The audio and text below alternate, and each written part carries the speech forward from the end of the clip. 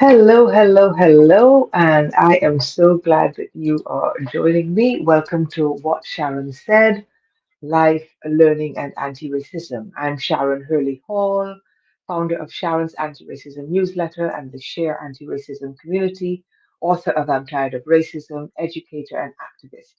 I am interested in everything, hence the three subtopics for the show. Uh, Before I go any further, just an audio description for those who happen to be listening in, because accessibility should be by design and not by default, as my friend Em Weltman often says. I am a dark skinned black woman with short natural hair. I'm wearing glasses and a Pride t shirt from the High Line with the Pride logo in the High Line shape. I'm sitting in a room with cream walls and a bookshelf behind me with a copy of my book, I'm Tired of Racism. Feel free to drop anything in the comments. I believe that I am live on LinkedIn and YouTube as far as I can tell. And one more thing before we get started, an important message and statement of intent.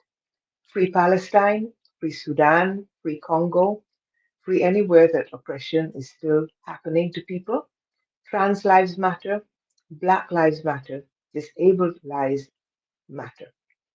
As Fannie Lou Hamer said, nobody's free till everybody's free. And with that, on with the show. Hey, Evelyn, good to see you. Okay, so I recently celebrated a milestone birthday, and I want to call blessings down on the head of the person who suggested that it might be 40. Even if they were being kind, I'll take it. That said, I'm happy as a rising elder, and I'm still a young'un to my mother's generation. And I'm happy to be moving into that integration, self-knowledge, and wisdom sharing era of my life. Hopefully, without boring the pants off anyone. Since all my schoolmates, many of whom I'm still in touch with, are celebrating the same milestone, the year of 60 started last September and will run all the way to August. It is going to be one long party, just like our last milestone year. In fact, I was hanging out with 15 of those same people just a couple of nights ago. And of course, when I say party, because I'm an introvert, I mean well spaced out social engagements, of course, to allow me some respite in between. I don't mean a non stop social world. Um, I actually didn't have a party, but had what we call in the Caribbean a lime, a term of Trinidadian in origin, which means an informal get together. We went to a place that had cocktails, snacks, live music, and karaoke, and had a whale of a time. And then it was off to Panama with my husband as a present to myself, a place where I knew no one, a short flight away from Barbados, Caribbean temperatures, and total relaxation. It was blissful, chilled out, with good food, and I even got to use my rusty Spanish. So let's move smoothly onto the learning piece. So, one of the highlights of the trip for me was seeing the Panama Canal. I mean, what a feat of engineering! What a feat of engineering. It was really quite impressive. And we spent a couple of hours at the canal itself, watching the ships move through and hearing the commentary on what was actually happening. Um, and it was just great. It was a get up early in the morning and get your behind out there, which was great advice, and I'm glad I knew that, because had I been a little bit later, then I would have missed the morning transits. So this was really, really fascinating, but the creation was also testament to the hubris of some of the early colonizers who had to learn the hard way that fighting nature didn't always work. When I lived in England, we had a few locks, but this was 20 times bigger, as were the ships. As the video, because there was an IMAX experience, of course, which turned out to be unexpectedly narrated by Morgan Freeman. So, as that video showed, ships today are not the tiny ships that you'll see in early pictures of the Panama Canal. Many of them are like the Eiffel Tower laid on end, which is why the canal has been recently updated. Things that I learned include that Panama is the most prosperous country in Central America, and its currency, the balboa, is equivalent to the US dollar. With everything that's going on, it might soon be worth more. Who knows? Strangely, the Panama Canal Museum wasn't at the canal itself, but in the old town, Casco Viejo, on one end of an old square that clearly shows its Spanish colonial heritage. And actually, it was interesting for me because having spent some of my childhood in Trinidad, another place that was colonized by the Spanish, I can see traces of that kind of colonial architecture there too. So there I got some additional information. I knew that many of our Barbadian ancestors had been to help build the canal, but I didn't know that they made up 19,000 of the 31,000 foreign workers there. So they were by far the largest contingent, and there are still people who trace Barbadian heritage there today. Which brings me to the next bit, which falls right into the anti-racism section of this show. One thing that I've learned as part of the museum experience, and something that I will be talking about in the newsletter, is that the Americans who were involved in the building of the canal were determined to bring segregation to the canal, which, the way things are going these days, that may not be as much of a surprise as we think. And they succeeded until the 1950s. So, Black and global majority people doing the most of the work were discriminated against in terms of healthcare, education, the standard of housing, the rate of pay, how they were paid. It really, really makes you think. And I was glad that I had had the opportunity to learn that. That satisfies my nerdy self. I always enjoy learning more about the history of things and places, and so this was great. Um, it would be interesting actually to return to Panama, as we do plan to do, and find some people of Bajan heritage and explore more of the country. You know. Um, Going back to the life bit, I particularly enjoyed being able to try some Panamanian food, although I wasn't quite as happy with the picture on the menu of a sugar mill with enslaved people running it. Um, I guess one could say that that was acknowledging the history, but perhaps also that you know, I don't know. I think there are lots of, one could have shown a mill as well. I it kind of took me aback, and I wasn't totally sure how to feel about it, but was a little bit I was a little bit negative about that particular thing. However, not a problem. I guess it is better to acknowledge the history than not to acknowledge it at all. And it was interesting when I was wheeling out my rusty Spanish to have a conversation with one of the Uber drivers about that history that linked Barbados and Panama, about the importance of Carnival in the country because we happen to be there at Carnival time, and so on. Yeah, I have always been fascinated by it too, Evelyn. I really was glad to have done it. And having been there once, what I've realized is I've only begun to scratch the surface. It is so multicultural and multifaceted. I really enjoyed the fact that even while I was on the 31st floor of a skyscraper hotel, I could also see, the ocean and islands, which, that felt like a nice juxtaposition. But it would be really good to go back and see some of the less, um, what's the word that I'm looking for? Some of the less built up areas, because I'm sure that would be a different experience as well. Okay, so it's that was really really quite fascinating, and I definitely want to explore more. Um, so what else has been happening?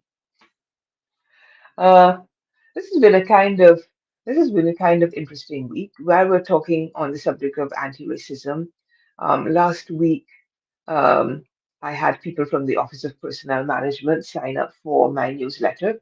Turns out it is something that they have done to other newsletters run by global majority people and activists. And while they didn't appear to be doing anything in particular, I figured that their intentions couldn't be good. And so I talked to the Beehive people and I had them permanently banned from being able to sign up from that domain again. This is not the first time this has happened. In fact, as I was preparing my newsletter today, I happened to come across the last time something like this had happened when um, it was someone affiliated with the KKK that had signed up. Um, and the problem with these things is that what they do is they encourage others to come for you. They activate their community to, to to make your life difficult. And while I don't think anybody's flying over here to get to me, you know, you know, words can hurt, and the way that people, I don't need to hear any more slurs from anybody for sure. So definitely something to be aware of if you're in this business, if you're in this field, that this is something that can happen to you if activism is part of your life. And I know that we've got a couple activists listening in, and some will be catching this on replay. So definitely something to be aware of. Check your newsletter signups and your space signups and see if you have anyone signed up with opm.gov. And if you have, think about whether you want to take some steps to handle that. Okay, so as always, the comments are open, the chat is open. So if you have anything that you want to ask me, anything that you want to say, please feel free to drop it in the comments. Okay, so let me turn to learning. Did I do anything about learning? Yes, I did. Well, let me turn to what I've been reading recently. And one of the things that I've been reading recently is Yellowface by R.F. Kuang. Now, you'll remember that I mentioned a few episodes ago reading Babel or Babel, depending on where you come from. Um, and although I very much preferred that book, this was also interesting because she's very good at creating multi-layered experiences, reading experiences. So this was set in the publishing world. Um, and is about someone who stole someone else's work. I don't think that's giving away too much. I'm pretty sure that's in the description. So it deals with themes of identity, cultural appropriation, and it's a very, very easy read and leaves a lot to think about. And also for anybody who happens to be publishing a book, the insight into how the publishing world works is also interesting. And I did wonder if it was semi-autobiographical. So definitely something for you to think about reading. But more importantly, something that I haven't finished reading yet and only found out about in the last week was An African History of Africa by Zainab Badawi. Even the title of this made my heart sing because one of the things that has always been difficult is to find histories of places in the continent written by African scholars. The internet, for all its, all the good things about it, is still very white and Western. Um, and so even when you find Black folks talking about things, they might often be based in the US or Canada. It's not to say there aren't people from other places, but they're not the majority. So being able to find something of this nature, I think, is going to be transformational. I don't know who LinkedIn user is, but I'm going to feature that. Many email services let you ban domains. I set up to block any emails from opm.gov. And yes, that is a great tip. Thank you. Um, yeah. So it's, the African history of Africa, and I have started it. It goes all the way back to the beginning. Um, because we all have as humans a common ancestor. and it covers different eras within the history of the continent. Um, and I was particularly pleased that it was Zainab Badawi. She was one of three people of the global majority that was regularly on television when I lived in England. For those who like audiobooks, she has a beautiful voice. I'm actually reading it, the text version, but if you're an audiobook person, I can confirm that she's well worth listening to. And she spent 10 years on this project simply because she wanted to redress that wrong as well. She wanted to get a history that wasn't based in uh, colonial European Western perspectives and go back to the people that were on the continent and had studied it from a more insider perspective. And so for me, that's very, that's fascinating. Of course, there are gaps, but also there are lots of things that we never heard about that she's bringing to the fore. And while it may only be a starting point, I think it's a very valuable starting point. When I'm finished it, I will be reviewing that in the newsletter. And if you have books and resources that you've been learning from, feel free to share. So yeah, that is most of what I wanted to share with you um, this week. Uh, I have been working on my newsletter today. I know what I'm going to be publishing in April, and I've also set myself up to do a writing sprint so that I can fill my content calendar again. Yes, the book is An African History of Africa by Zainab Badawi, Zeinab Badawi.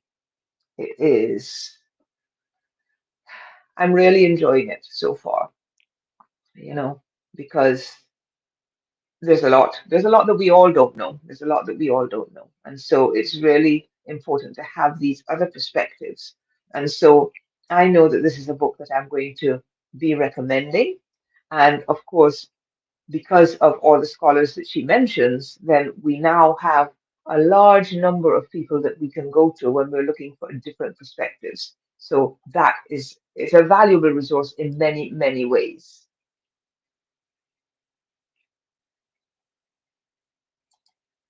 Okay. Ah, thank you, Kenya, for sharing that. It is a beautiful cover. It is a much needed book, and I hope the first of many such books. Right, so that is pretty much all I have to share with you today. Um, in April, our episodes are going to cover, the next time I'll be talking about the Department of Mostly Useless Trivia, giving you a peek into some of the things I do when I'm not online. Um, it won't be a surprise to you that I'm still a bit nerdy. And I'm also going to talk about legacy related to a post that my sister Lisa shared recently. So thank you so much for being here. Um, I will catch up on any comments left by the people who've been listening live. Thank you. And for those on Team Replay. And I look forward to catching you in a couple of weeks for the next episode. I will be scheduling that soon. So look out for that. And I will drop the link in the comments to this one on LinkedIn and YouTube. All right. I'm out. Thank you. Bye bye.